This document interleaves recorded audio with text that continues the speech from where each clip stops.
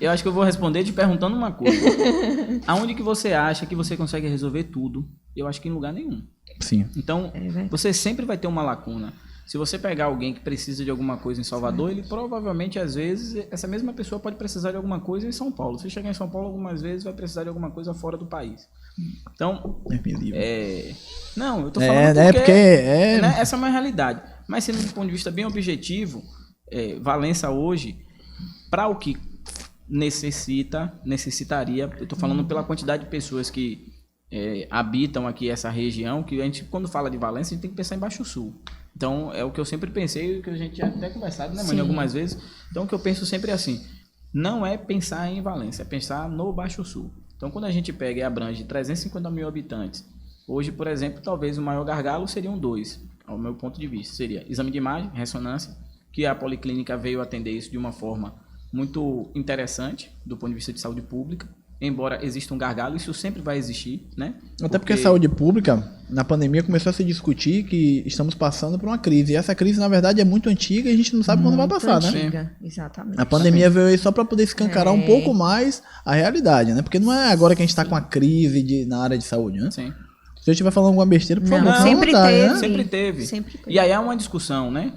Financiamento, aí é uma outra discussão muito longa. Financiamento por conta de pouco dinheiro investido ou por conta da má gestão, né? Essa é uma discussão que a gente passaria aqui talvez alguns dias até discutindo. Falta de política pública, né, Mani?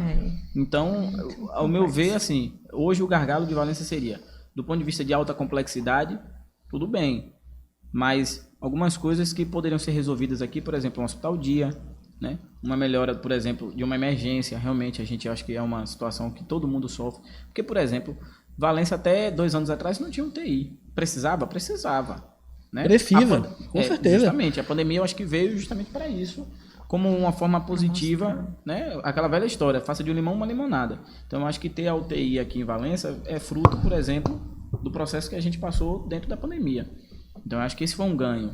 Mas a gente ter tudo em Valença, eu não concordo que seja necessário. Eu estou falando do ponto de vista de investimento, do ponto de vista de logística. Às vezes não tem viabilidade, não né? Tem viabilidade, assim, entendeu? Às vezes até iniciativa privada, mas até iniciativa privada... Mas não tem como abarcar, entendeu, Caio? Tudo. Mas eu acho que o que precisa ter é uma rede estruturada para que isso aconteça. Então, o fato de não ter, não inviabiliza a possibilidade do paciente ter acesso.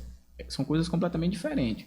Então, assim, mesmo que não tenha, mas qual é o acesso dessa pessoa para determinado tipo de procedimento, ou determinado tipo de exame de imagem, ou determinado tipo de acesso a um médico, por exemplo, ou um fisioterapeuta.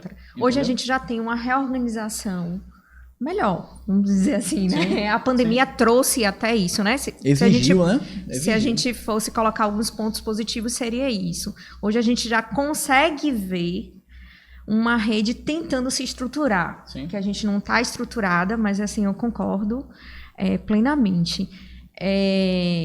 A gente não vai ter tudo num espaço só, mas a gente tem acesso a isso, né? É possível, nas cidades vizinhas, sim, é possível justamente a gente recrutar. Eu queria saber uma coisa de vocês. Hoje, entre homens e mulheres, quais são os principais, quando fala de dor? Né? O que é que mais chegam pra vocês? Porque, tipo, eu sempre tive problema de joelho. Mas por quê? Porque eu sou burro. Eu gosto de futebol. Eu gosto de jogar bola. Então, assim, a gente sabe que tá doendo, aí vai jogar. Sobrecarga. Então, geralmente homem é porque é burro. Não leve a mal não, pessoal, mas tô falando por mim, né? Então, assim...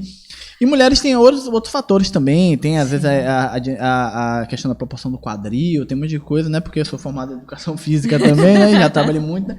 Mas assim, hoje o que é que chega mais pra vocês, que vocês veem, e que assim, poxa, isso aqui, homem, mas chega isso, mulher. E eu quero saber também, assim, o que é mais que... O que acontece naturalmente por causa do tempo, né? Dos maus costumes... Mano, vi um vídeo, eu já tava aqui todo desconfortável, nervoso, sei lá, Caio, você tá todo errado na cadeira, e eu que já tô aqui já mais arrumadinho. É a primeira coisa que eu falei, tadinho, ele olhou assim. Eu falei, mano, que eu tava nervoso. Eu tava nervoso na hora e tava procurando uma posição pra ficar confortável. Mas aí, tem aquilo que acontece, né? Algum tipo de problema, né? Tipo, meu irmão tem uma má formação do joelho e a patela dele o tempo todo. Então, assim, tem aquilo que, né, que pode acontecer, mas tem aquilo que geralmente às vezes a gente causa, né? Principalmente eu falei, tipo, futebol. A gente machuca, fica melhorzinho, volta pra se machucar. Então o que chega pra vocês? O que mais acontece? Principalmente nesse público, homem, mulher, o que Eu tenho uma grande incidência de mulheres, né?